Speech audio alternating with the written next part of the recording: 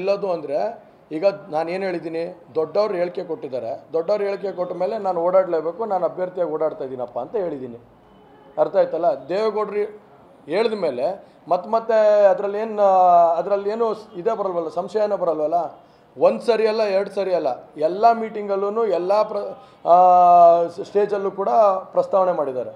ಹಾಗಾಗಿ ನಾನೇನು ಚರ್ಚೆ ಮಾಡೋದೇನಿದೆ? ದೊಡ್ಡವರ ಆಶೀರ್ವಾದ ಆದಮೇಲೆ ದೊಡ್ಡವರ ಆಶೀರ್ವಾದ ಮಾಡಿ ಸಾರ್ವಜನಿಕರು ಮತ್ತು ಮುಖಂಡರುಗಳು, ನಮ್ಮ ಕಾರ್ಯಕರ್ತರು, ಪಕ್ಷದ ಕಾರ್ಯಕರ್ತರು ಹಾಗೂ BJP ಮುಖಂಡರುಗಳು ಕೆಲವರು ನಮಗೆ ಫೋನ್ ಮಾಡಿ ಇನ್ನು ಮುಂದೆ ಹೋರಾಟ ಮಾಡಬೇಕು, ಸ್ಟಾರ್ಟ್ ಮಾಡಬೇಕು, ಓಡಾಡಬೇಕು, ನೀವುಗಳು ಹೆಚ್ಚುವರಿ ಒಂದು ಸ್ವಲ್ಪ ಓಡಾಡಬೇಕು ಅಂತ ಹೇಳಿದ ಮೇಲೆ ನಾವು ಓಡಾಡಲೇಬೇಕು. ಆ್ಯಸ್ ಎ ಸಿಟ್ಟಿಂಗ್ MP ಅದು ನಾಳೆ ಏನು ತೀರ್ಮಾನ ಆಗುತ್ತೆ ಪ್ರಶ್ನೆ ಅಲ್ಲ. ಇವತ್ತಿನ ಮಟ್ಟಕ್ಕೆ ನಾನು ಓಡಾಡಲೇಬೇಕಲ್ಲ. I can't wait till the election comes. ಇವಾಗ ಎಲೆಕ್ಷನ್ ನಾಳೆ ಇದೆ ಅನ್ನಂಗೆ ನಾನು ಓಡಾಡೋಕ್ಕೆ ಸ್ಟಾರ್ಟ್ ಆಗೋಕ್ಕಾಗಲ್ಲ. ಇದು ಜಿಲ್ಲಾ ಸಂಸತ್ತೊಂದು ಸುಮಾರು 4890 ಹಳ್ಳಿ ಬರ್ತವೆ. ನಾನು ಓಡಾಡೋಕ್ಕೆ ಪ್ರಾರಂಭ ಮಾಡಲೇಬೇಕು. ಸೊ ಹಾಗಾಗಿ ಓಡಾಡ್ತಾ ಇದ್ದೀನಿ ಅಂತ ಹೇಳಿ.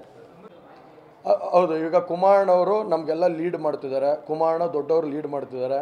ದೊಡ್ಡವರು ಕುಮಾರಣ್ಣವರು ಇದು ರಾಮ ಮಂದಿರ ಆದಮೇಲೆ ಎಲ್ಲ ನಮ್ಮ BJP ಮುಖಂಡರುಗಳು ಹಾಗೂ BJP ಹೈಕಮಾಂಡ್ ಅವರೆಲ್ಲರೂ ಒಂದನ್ನ ಕರೆದು ಒಂದು ಕ್ಲೋಸ್ ಡೋರ್ ಮೀಟಿಂಗ್ ಮಾಡಿ ಸೀಟಿನ ಹಂಚಿಕೆ ಬಗ್ಗೆ ಚರ್ಚೆ ಮಾಡಬೇಕು ಅಂತ ಹೇಳಿದ್ದಾರೆ.